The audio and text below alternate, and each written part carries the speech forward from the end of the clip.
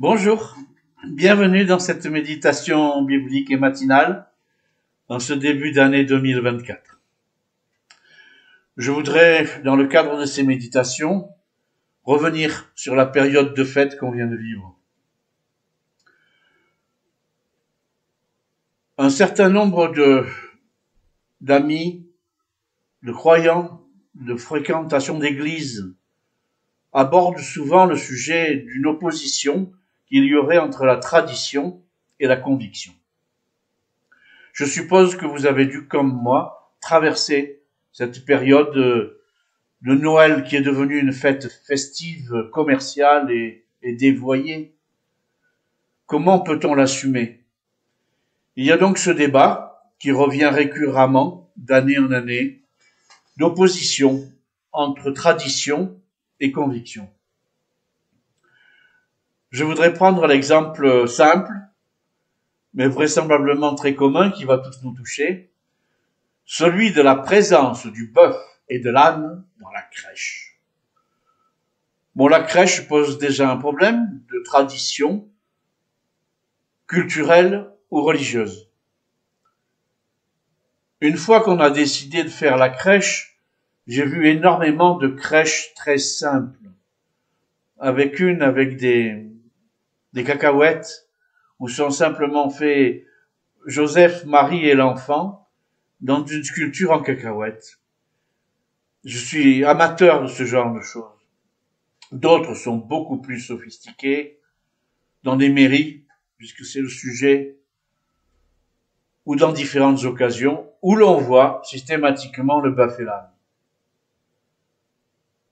Y a-t-il un moyen, une raison pour lutter contre cela? Eh bien, la présence du bœuf et de l'âne se justifie dans le livre du prophète Isaïe, au chapitre 1 et au verset 3 que je vous lis. Le bœuf connaît son propriétaire et l'âne la mangeoire de son maître. Cependant, Israël ne connaît rien. Mon peuple n'a pas d'intelligence.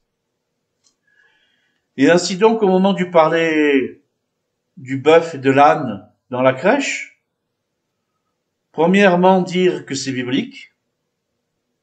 Deuxièmement, expliquer que cette tradition est le fruit d'une longue démarche apostolique depuis les premiers chrétiens qui voulaient enseigner l'évangile et qui n'avaient d'autre moyen que de raconter des contes ou de faire des vitraux à une population qui ne savait ni lire ni écrire. Je ne suis pas franchement pour l'opposition entre la tradition et la conviction. Toute occasion doit être bonne pour témoigner. Et celle-là, celle du bœuf et de l'âne, peut enclencher une discussion.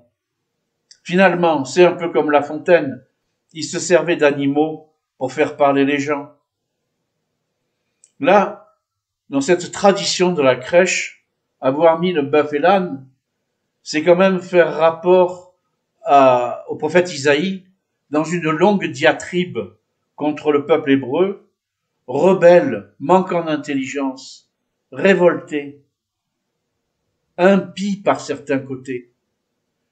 Et prendre le bœuf qui reconnaît son propriétaire, quand l'âne, lui, ne connaît que le fruit qui lui est apporté de son propriétaire.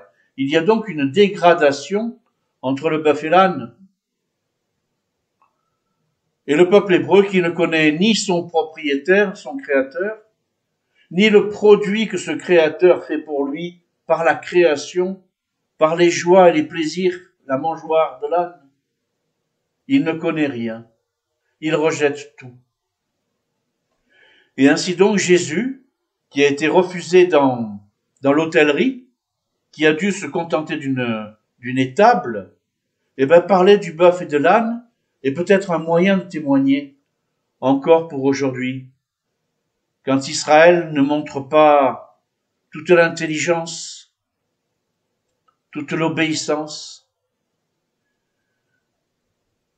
toute chose qui devrait nous permettre de réfléchir. Je ne vais pas aller guère plus loin ce matin. Voilà, la présence du bœuf et de l'âne dans la crèche, c'est biblique. Est-ce que la crèche, c'est bien? Est-ce que la conviction est mieux? Beaucoup prônée chez les évangéliques. Je ne crois pas qu'il faille entretenir d'opposition et que toute occasion vous soit bonne pour témoigner. Je vous souhaite une bonne journée.